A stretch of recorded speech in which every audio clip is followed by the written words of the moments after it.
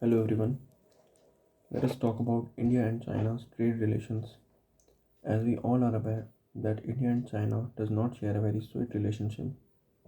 They both are in tussle on border. Recently we have seen many clashes including Galwan Valley clash and some other clashes also in on the northeast border. That indicates that India and China are not having very good relations. Even they are having very bitter relations on border. Also diplomatically, they are always on the opposite sides. But talking about the trade, then China is India's greatest trade partner. Their trade is more than India and China's trade is more than 100 billion US dollars. So that is a lot of money. So yes, we can say that India is very much dependent on China on its trade, because there is a great trade deficit, almost of $50 billion.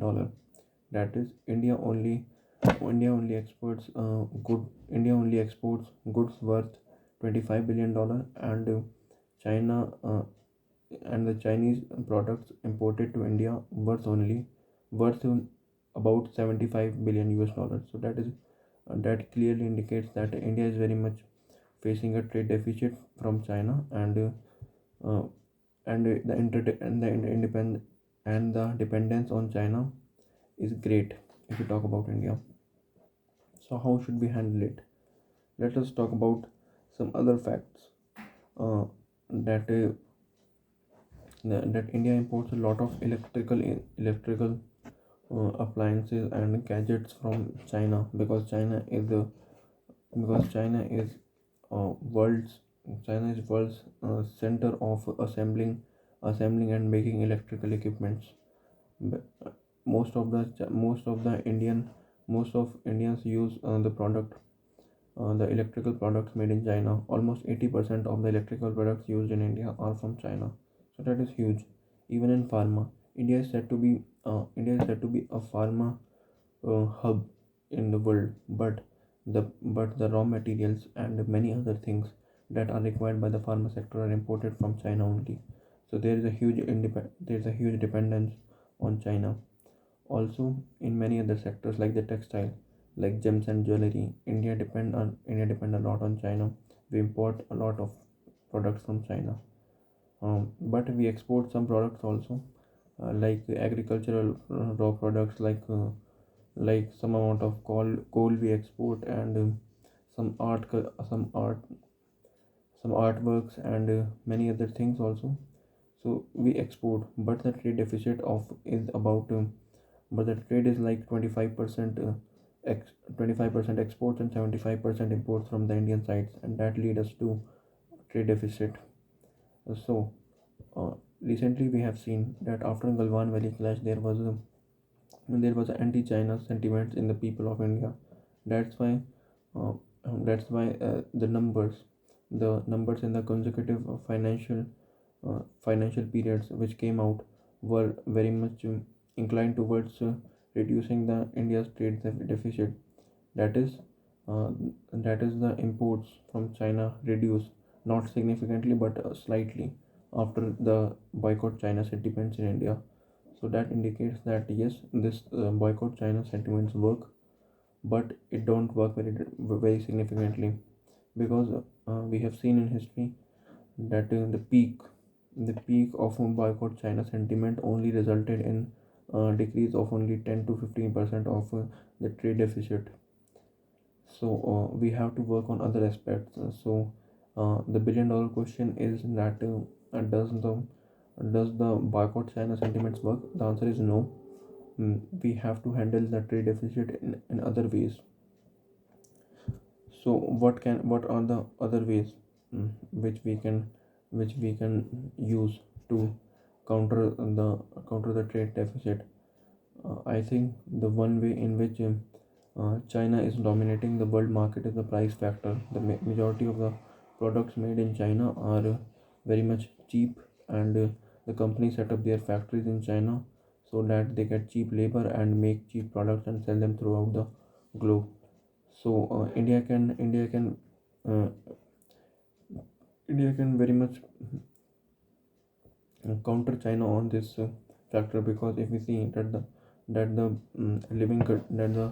average living of a Chinese is increasing, and hence the wages of people is also increasing. But in India, cheap labor, uh, semi skilled and unskilled cheap labor is available at is available uh, in great numbers. So India came out to be a very fruitful destination for the investors and for the multinational companies. And so here the price factor can be converted into can be converted into an opportunity. So that's where India have very much potential also. But there's again comes a problem of infrastructure. If we talk about China, then Chinese infrastructure is really world class. They have 12 lanes highway and huge buildings, and the connectivity overall connectivity, inter and international and international and the international connectivity is very world class. But in India, the connectivity is not so good. We have a few ports, but uh, but they are very they are very less in number. So we need more ports. Also, we need more connectivity within the country. More highways should be built. More more special economic zones should be made, so that we can attract future investments in India. So that's how India can very much manage manage to bring investment and companies in India, so that so that the manufacturing process take place in India. And also the indigenous entrepreneurs invest in India, and they set up factories. And if this ecosystem is established, and the goods gets started manufacturing in India, then India can really counter China. And even it can export. It can make a trade deficit on China. So that should be our ultimate goal for the coming few years. That we should decrease our trade deficit, and go to the ultimate goal of Atmanirbhar Bharat. So for that, giving a slogan is not enough. Reforms should take place. Special economic corridors should be made. Infrastructure should be improved. Startup funding should be there. And in manufacturing sector, India should attract the MNCs. That's how we will be able to. That's why we will be able to recover India's economy, and also we can counter China through this process only. And mm, decreasing the trade deficit will have only one solution, and that we should compete with China in the global market. Uh, as we will manufacture more in India, we will be able to compete with China in the global market. And that's how we will be able to make it through the through the coming period of time. I think that might take 1 or 2 decades, but we will be able to do this. India have very much potential to do this.